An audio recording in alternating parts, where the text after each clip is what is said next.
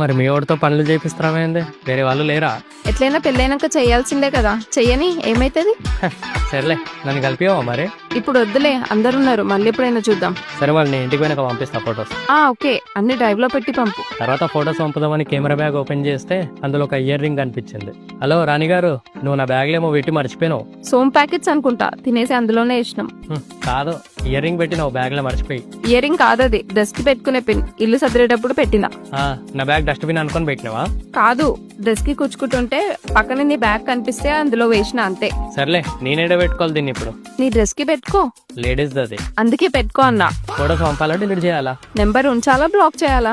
Photos బాగా వచ్చినాయి తెలుసా? తీసింది నేను కదా. నా కెమెరా వల్ల కాదంటావు. కాదు.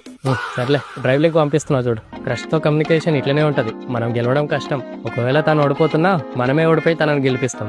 ఒకసారి మా ఇంట్లో ఒక ఫంక్షన్ ఉంటే క్యాటరింగ్ ఎంత అవుతుందో కనుక్కుందామని రాజేష్ వాళ్ళ ఇంటికి వెళ్ళినా. తనకి నేనెవరో తెలియదు. హై బ్రో, ఇంట్లో చిన్న ఫంక్షన్ ఉంది, ఓ 50 మెంబర్స్ కి కావాలి క్యాటరింగ్. చేద్దామన్నా? వెజ్జా నాన్ వెజ్జా? వెజ్జే బ్రో, ఇంట్లో పూజ ఉంది ఈ సండే రోజు. సరే అన్నా, చేద్దాం. అదృష్టవంతునివి బ్రో నువ్వు. ఎందుకన్నా, నిన్ను ఏ పిల్ల చేసుకుంటారో కానీ రాణిలాగా బతుకుతుంది. ఎందుకన్నా ఈ వంటలు చూసి అంటున్నావా?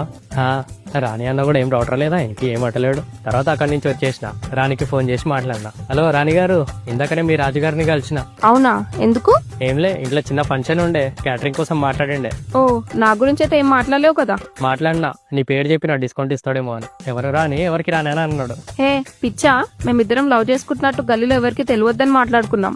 ఎందుకు చెప్పినావు నువ్వు? టెన్షన్ పడకు, అవేం మాట్లాడలే, నేను క్యాటరింగ్ మాట్లాడొచ్చిన అంతే. ఒకరోజు నైట్ చాలాసేపు ఫోన్ మాట్లాడింది. తను మాట్లాడుతూనే ఉంది, నేను వింటూనే ఉన్నా. నీకో జోక్ చెప్పాలా? ఏమైంది? నిన్న ఒక రిసెప్షన్ కి వెళ్ళినా. అక్కడ మా డాడీ వాళ్ళ ఫ్రెండ్ ఫ్యామిలీ, మేము అందరం కలిసి స్టేజ్ పైకి వెళ్తున్నాం. అట్లా వెళ్తుంటే వాళ్ళ ఫ్యామిలీ మెల్లగా నా కళ్ళ వైపే చూస్తున్నారు, మెట్టలున్నాయా అని. మెట్టలు లేవలే, చూడకండి అనాల్సిందే. విను, చెప్పు. కానీ అంకుల్ వాళ్ళ కొడుకు బాగున్నాడు తెలుసా? అలా వైకుంఠపురంలో సుశాంత్ లాగా ఉండే చూడ్డానికి. రాముల అబ్బాయా? చెప్పు. అయితే నేను చూసి చూడనట్టున్నా, కానీ తను స్టేజ్ ఎక్కినప్పటి నుంచి ఫంక్షన్ అయిపోయే వరకు చూస్తూనే ఉన్నాడు. నువ్వు ఒకసారి చూసి స్మైల్ ఇచ్చేంటావు, అందుకే ఫాలో అయిపోయింది. ఇంకా ఏమోలే, కానీ రాజేష్ లేకపోతేనా నేను కూడా చూసేదాన్నేమో. కానీ తప్పని చూడలేదు. నేను కూడా మొన్న ఒక ఫంక్షన్కి వెళ్తే ఏమైందో తెలుసా? వద్దు చెప్పకు, ఇప్పుడు వినంత ఓపిక లేదు, నిద్ర వస్తుంది. నువ్వు చెప్పినంతసేపు నేను విన్నా కదా, ఎప్పుడు నువ్వు చెప్పిందే వినాలన్నా నేను? ఇప్పుడు నేను చెప్పింది నువ్వు అని అనాలనిపిస్తుంది, కానీ అనలేను. సరేలే, నువ్వు ఎట్లా అంటే అట్లా.